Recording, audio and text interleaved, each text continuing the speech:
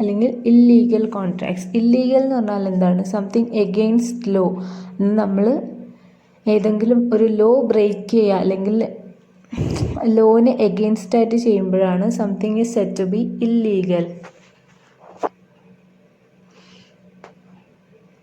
അപ്പം an agreement that leads to one or all the parties breaking a law or not conforming to the norms of the society is deemed to be illegal by the court. A contract opposed to public policy can also be termed as illegal. അതായത് ഒരു കോൺട്രാക്റ്റുള്ള ഒരു വ്യക്തിയോ, കോൺട്രാക്റ്റിലല്ല ഒരു agreement ചെയ്യുന്ന ഒരു വ്യക്തിയോ അല്ലെങ്കിൽ രണ്ട് വ്യക്തികളും ഏതെങ്കിലും ഒരു ലോ ബ്രേക്ക് ചെയ്യുകയോ അല്ലെങ്കിൽ ലോയ്ക്ക് അല്ലെങ്കിൽ ഒരു നിയമത്തിന് വിപരീതമായിട്ട് എന്തെങ്കിലും ചെയ്യുകയോ അങ്ങനെയൊക്കെ ചെയ്യാൻ വേണ്ടിയിട്ട് കോൺട്രാക്റ്റ് എൻറ്റർ ചെയ്ത് കഴിഞ്ഞാൽ അല്ലെങ്കിൽ എഗ്രിമെൻറ്റ് എൻറ്റർ ചെയ്ത് കഴിഞ്ഞാൽ അതാണ് ഇല്ലീഗൽ. അതായത് നമ്മൾ ഒന്നുകിൽ നമ്മൾ പബ്ലിക് പോളിസീസ് അല്ലെങ്കിൽ ലോ അങ്ങനത്തെ റെഗുലേഷൻസ് സൊസൈറ്റി നോംസ് അതിനൊക്കെ എതിരായിട്ട് ചെയ്യുന്ന കാര്യങ്ങളെയാണ് എന്ത് പറയുന്നത്? Illegal agreements. അവിടെയും കോൺട്രാക്റ്റ് ആവുന്നില്ല. ബാക്കി എല്ലാ കണ്ടീഷൻസും ഉണ്ട്, പക്ഷേ they are doing something against the law അല്ലെങ്കിൽ something against to the society. അങ്ങനെയുള്ള കാര്യങ്ങളെയാണ് ഇല്ലീഗൽ എഗ്രിമെൻറ്റ്സ് എന്ന് പറയുന്നത്. എക്സാമ്പിൾ പറയുകയാണെങ്കിൽ എ ആൻഡ് ബി, രണ്ടാൾക്കാരാണ്, എയും ബിയും ആണ്. അപ്പോൾ അവർ എന്താണ്, അവർക്ക് എഗ്രിമെൻ്റ് ഉണ്ട്. അതേപോലെ തന്നെ അവർ രണ്ടുപേരും കോമ്പീറ്റൻ്റ് ആണ്, 18 ഇയേഴ്സ് കഴിഞ്ഞതാണ്, നല്ല ബുദ്ധിയും ബോധമുള്ള ആൾക്കാരാണ്. പിന്നെ അവർ കൺസിഡറേഷൻ കൊടുക്കുന്നുണ്ട്, എല്ലാം ചെയ്യുന്നുണ്ട്. പക്ഷെ അവർ ചെയ്യുന്ന എഗ്രിമെൻ്റ് എന്തിനു വേണ്ടിയിട്ടാണെന്ന് വെച്ചാൽ A agrees to sell narcotics to B. A ബിക്ക് നാർക്കോട്ടിക്സ് സെൽ ചെയ്യാൻ വേണ്ടിയിട്ടാണ് എഗ്രിമെൻ്റ് ഇടുന്നത്. Although this contract has all the essential elements of a valid contract. Valid കോൺട്രാക്റ്റിനുള്ള എല്ലാ എലിമെൻറ്റ്സും ഉണ്ട്. ബട്ട് ഇത് ഇല്ലീഗലാണ് because it is against public policy. നമ്മൾ സൊസൈറ്റിക്ക് എതിരാണ്. നാർക്കോട്ടിക്സ് സെയിൽ ചെയ്യുന്നതും ക്യാരി ചെയ്യുന്നതൊക്കെ ഇല്ലീഗലാണ്. അതുകൊണ്ട് തന്നെ ഇങ്ങനെയുള്ള കോൺട്രാക്റ്റുകളെയാണ് പറയുന്നത് ഇല്ലീഗൽ കോൺട്രാക്ട്സ്. പിന്നെ ഏതൊരു കോൺട്രാക്റ്റ് ഇല്ലീഗൽ ആയിക്കഴിഞ്ഞാലും അതിനെ നമുക്ക് എൻഫോഴ്സ് ചെയ്യാൻ പറ്റില്ല. അപ്പം അതെന്താവും? വോയിഡ് ആവും. അങ്ങനെ ഏതൊരു ഇല്ലീഗൽ കോൺട്രാക്റ്റ് ഉണ്ടെങ്കിലും അല്ലെങ്കിൽ ഇല്ലീഗൽ എഗ്രിമെൻ്റ് ഉണ്ടെങ്കിലും അതെന്താണ്? വോയിഡാണ്. അതേ സമയത്ത് എല്ലാ വോയിഡ് എഗ്രിമെൻറ്റ്സും ഇല്ലീഗൽ ആയിക്കൊള്ളണമെന്നില്ല. വോയിഡ് ആവാൻ പല പല പല റീസൺ ഉണ്ട്. കാരണം ചില സമയത്ത് ആൾക്കാർക്ക് ഏജ് ആവാത്തയാകും, അതൊന്നും ഇല്ലീഗൽ അല്ല, പക്ഷേ വോയിഡാണ്. അതേപോലെ തന്നെ ചില സമയത്ത് കൺസിഡറേഷൻ ചിലപ്പം കാര്യമായ വില കൊടുക്കുന്നില്ല, അല്ലെങ്കിൽ ഒരാളെ ഭീഷണിപ്പെടുത്തിയാണ് ചെയ്യുന്നത്. അങ്ങനെയൊക്കെ ആണെങ്കിൽ എന്താണ്?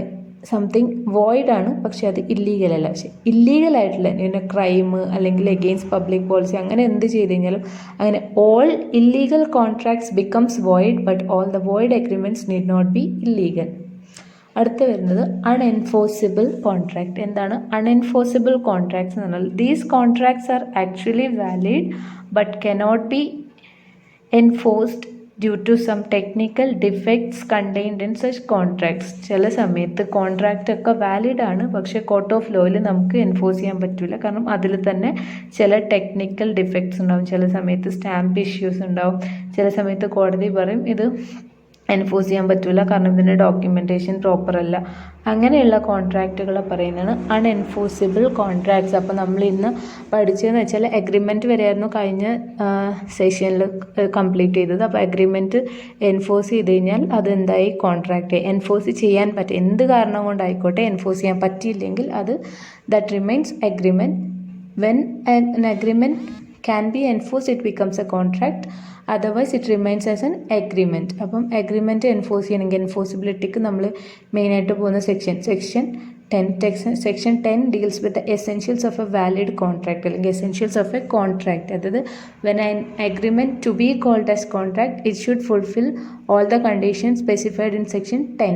section 10 പറയുന്നത് all agreements are contracts if they are made by the free consent of the parties who are competent to contract for a lawful consideration, lawful object and not hereby declared to be void. അപ്പം അതിൽ പറഞ്ഞ agreement വേണം.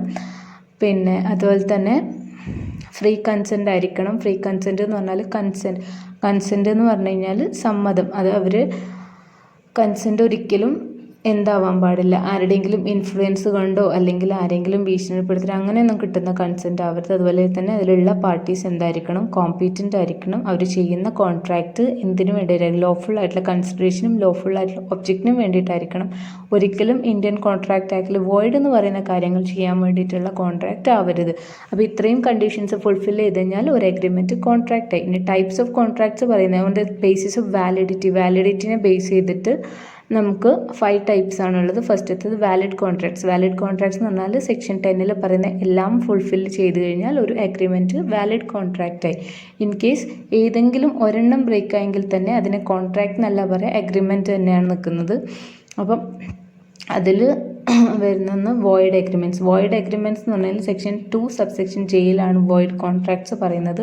Void contract അല്ല, void agreement. Void agreement എന്ന് പറഞ്ഞാൽ when an agreement ceases to be enforceable it becomes void.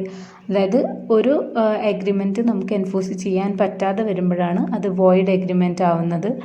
പിന്നെ വരുന്നത് voidable. Voidable എന്ന് പറഞ്ഞാൽ പാർഷ്യലി എൻഫോഴ്സിബിൾ, പാർഷ്യലി എൻഫോഴ്സ് ചെയ്യാൻ പറ്റാത്തതും. അതേപോലെ അടുത്ത് വരുന്നത് ഇല്ലീഗൽ, പിന്നെ വരുന്നത് അൺഎൻഫോഴ്സിബിൾ കോൺട്രാക്ട്സ്. അപ്പോൾ ഇത്രയാണ് types of contracts on the basis of validity. അപ്പോൾ നെക്സ്റ്റ് സെക്ഷൻ നമ്മൾ എടുക്കുന്നത് types of contracts on the basis of performance. ഇതിപ്പോൾ ഓൺ ദ ബേസിസ് ഓഫ് വാലിഡിറ്റിയിൽ 5 ടൈപ്സ് ആണ്.